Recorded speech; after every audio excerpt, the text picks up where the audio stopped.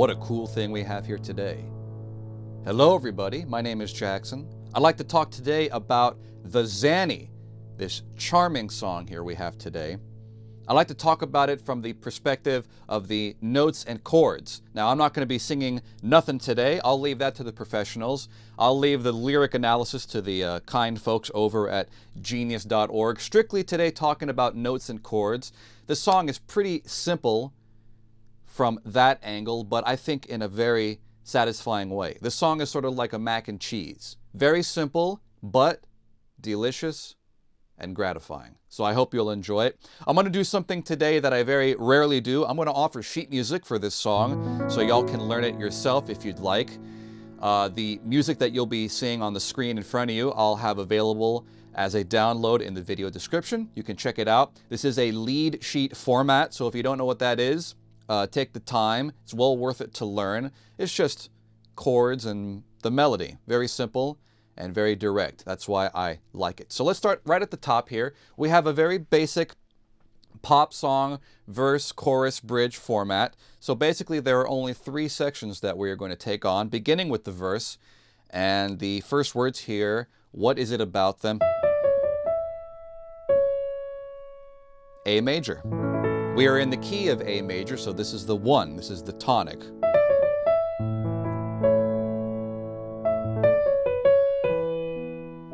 E major, the dominant.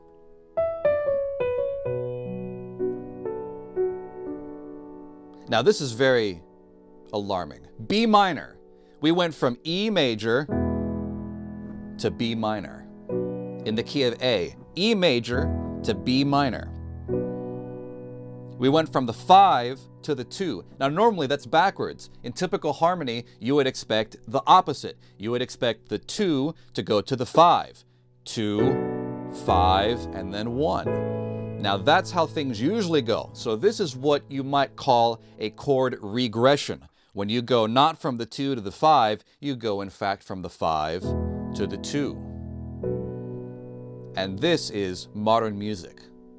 This is the business. So get with it. But even then, we have even more stuff here because we go from B minor all the way up to D minor, my God Almighty. The minor 4.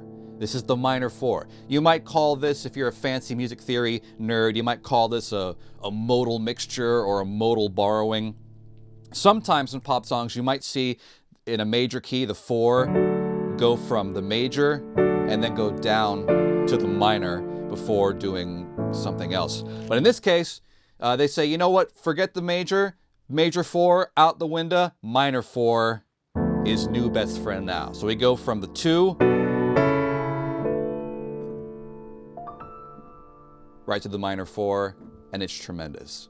Now you can add the 6 here in the minor 4, this B on the D minor chord, and turn it into a D minor 6. You can do that for extra flavor. It's in the vocal melody.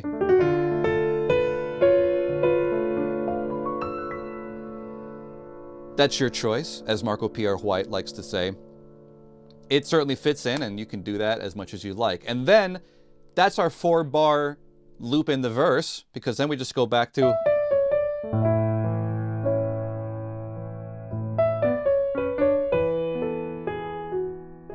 You could do a little suspension if you like. Flower it up, make it spicy, make it your own. That's the joy of music.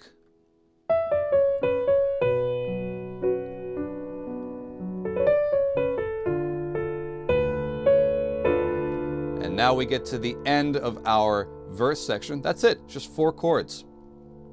Into the chorus, which begins on our F sharp minor, which is our 6. And that goes like this. F sharp minor, and the bass goes chromatically down. Now, as you may know, going chromatically means going in half steps. And in this case, for these first 4 chords in the chorus, we're going to go chromatically down in the bass. We're going to go F sharp over the F sharp chord, E sharp over the C sharp 7 chord. I may not have written C sharp 7, but between you and me, it's C sharp 7. Over E sharp,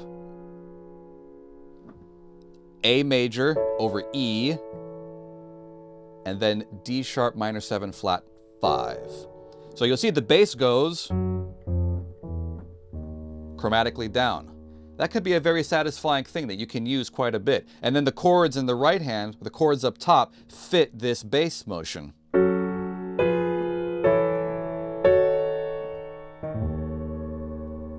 Very fun stuff, very satisfying and simple. You can use that in many different ways. So we have the chorus here.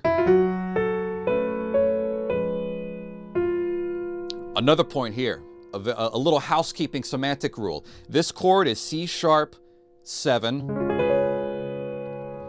and the third of this chord, the note that's in the bass, this is E sharp because this is a C sharp chord. This is E sharp. Please don't call this F. Now, I know, yes, on this here keyboard, E sharp is the same as F, but in a C sharp triad, the third note has to be some kind of E note. That's just one of the housekeeping rules. It'll make things so much easier when you're talking to other people about music and writing your own sheet music. It just makes things easier, you know? It's like if you have a white piece of paper, you know, you use dark black ink or dark blue ink. If you have a white piece of paper, you don't use light yellow ink because it makes it, you know, what is that? I can't read that. It makes it harder to read than it has to be. This is E sharp, not F.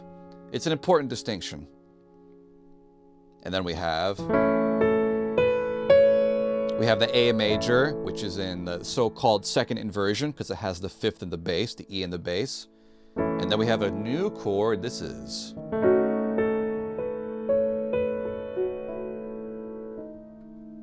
D sharp minor 7 flat 5. It's a D sharp minor chord, but with the flat 5 and with the dominant 7, or minor 7. Now, you may also see this kind of chord called half diminished. And just so you know, half diminished and minor 7 flat 5 is the same thing. It's the same thing. It's like when you go to Walmart and you buy the store brand versus the name brand. It's the same thing. They're in the same factory, okay? Enough about that. D sharp minor 7 flat 5, D sharp half diminished. It's okay. We can all be friends. It's the same chord. B minor, but actually probably more like B minor 7.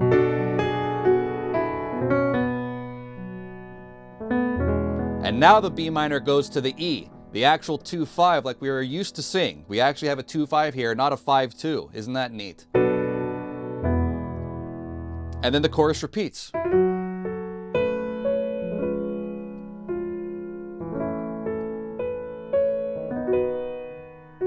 Now in this case, instead of writing D sharp minor 7 flat 5, I in fact wrote B over D sharp. And I did that because I wanted to show that these two chords can work in very similar functions. And they have very similar notes too. There are only a couple of differences.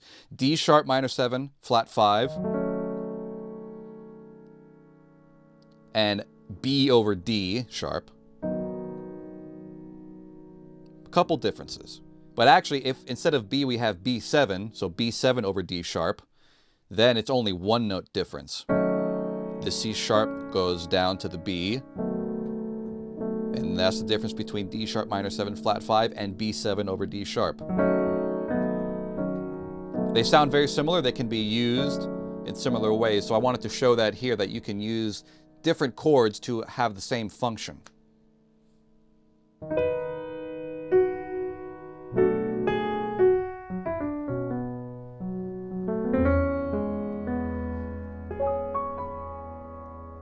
And then from that, we repeat back to the top of the form, back to the verse. Now, I'm not going to play the whole thing again. It's the same deal, just with the different lyrics.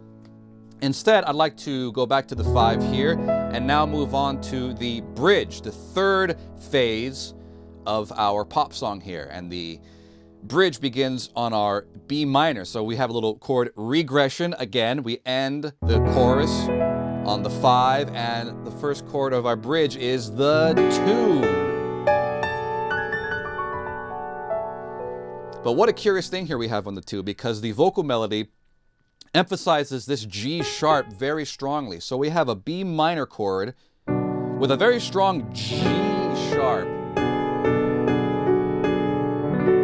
So that gives it a little bit of not just B minor flavor, it gives it a B minor 6 flavor.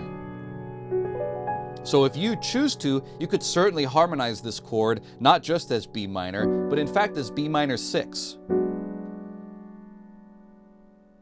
Isn't that something? And I don't want to level too much on you, but in fact, a minor 6 chord is just a half diminished respelled. If I have here B, D, F sharp, G sharp, if I put the G sharp down, you see this is just G sharp half diminished. Or G sharp minor 7 flat 5. But that's a little too much, a little bit of an overload. I don't want to confuse you, but that's a little trivia thing that could be useful to you at some point. So yes, our bridge begins with "Please don't try to kiss me on the sidewalk." 2 to 5. But now we have a little bass motion. In the right hand, or our chord, is E major for the entire bar, but the bass goes from E down to D, so-called third inversion. But it's just the bass walking down. Just the bass walking down, that's all.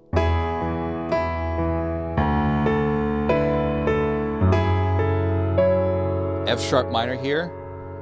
For all these, you can play it as F sharp minor 7 if you'd like. I just do that for extra flavor. It fits in.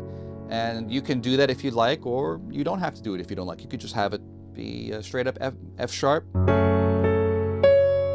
First note, nicely, of the vocal melody is a G sharp, is the 9 of F sharp. That's a little bit of a nice non-chord tone. And then just like the chorus, we have our little chromatically downward bass line.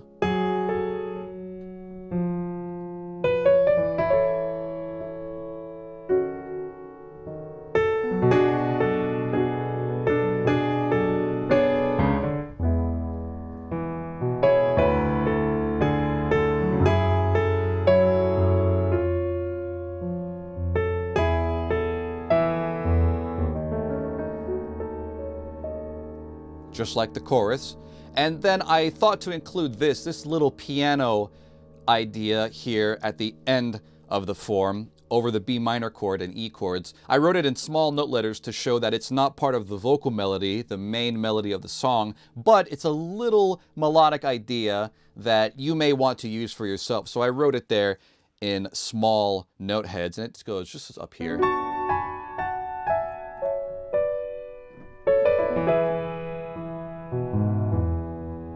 And my friends, that is the end of the form. From there, we just go these 4/16 notes, repeat the first verse for the first 4 bars, and then you end the deal.